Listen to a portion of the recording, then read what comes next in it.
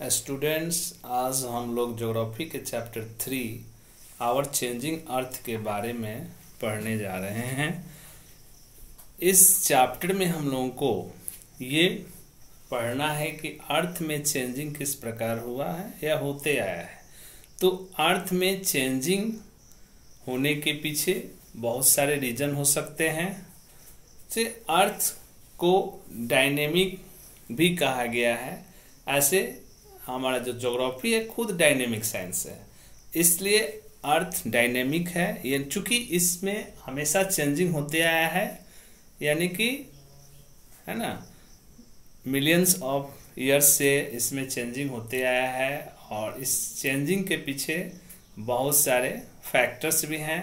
अब इस चैप्टर में हम लोग को ये जानना है कि किस प्रकार से अर्थ सरफेस में चेंजिंग हुआ, बदलाव हुआ, है ना, कॉन्टिनेंट्स कैसे बने, ओशियंस कैसे बने, इसके बारे में हम लोगों को इस चैप्टर में जानना है।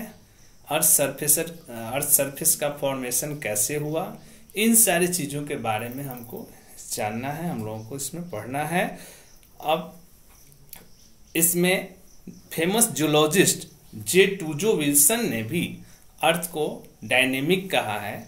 तो इस डायनेमिक कहने के पीछे उनका ये रीजन रहा है कि अर्थ जो है हमेशा, यानी कि बहुत समय से ही, जब से इसका ओरिजिन हुआ तब से ही इसमें बहुत सारे बदलाव होते आ रहे हैं, चेंजिंग होते आ रहे हैं।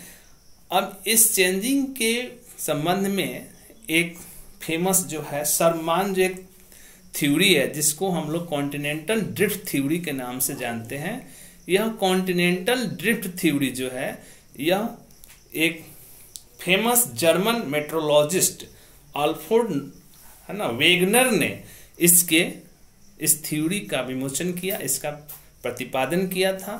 और उसमें उसने इस कॉन्टिनेंट्स के फॉर्मेशन के संबंध में बताया कि एक सुपर कॉन्टिनेंट था जिसको उसने पेंजिया नाम रखा, और उस पेंजिया के टुकड़े होने में, यानी कि एक समय में, है ना, वह पेंजिया जो है टुकड़ों टुकड़ों में विभाजित हो गया, और उसी टुकड़ों में विभाजित होने के कारण, होने के दौरान, यानी कॉन्टिनेंट का निर्माण हुआ।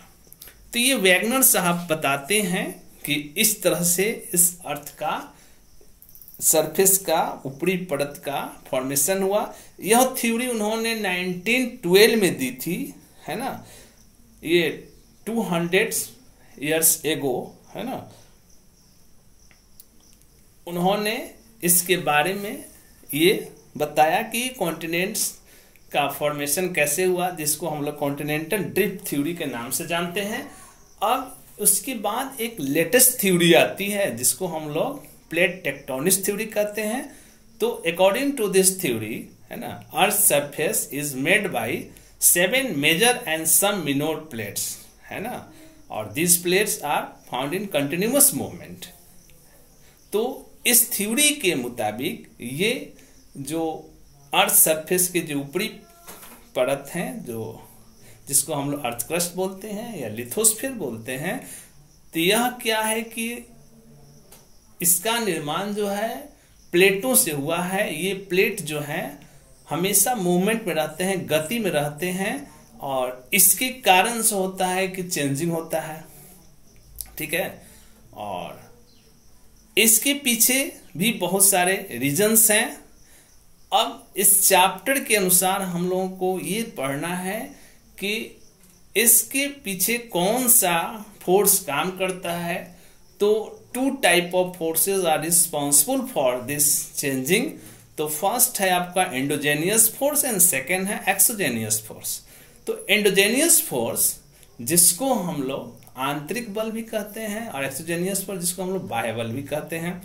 तो एंडोजेनियस फोर्स जो है यह पृथ्वी के इंटीरियर से ओरिजिनेट होता है, और इसके कुछ एजेंट हैं, है ना, जिसमें आते हैं volcanic eruption, earthquake and landslide, ठीक है। तो इसके बारे में डिटेल्स हम लोग फिर नेक्स्ट अगले वीडियो में, नेक्स्ट क्लास में हम लोग पढ़ेंगे, ठीक है। Okay, thank you.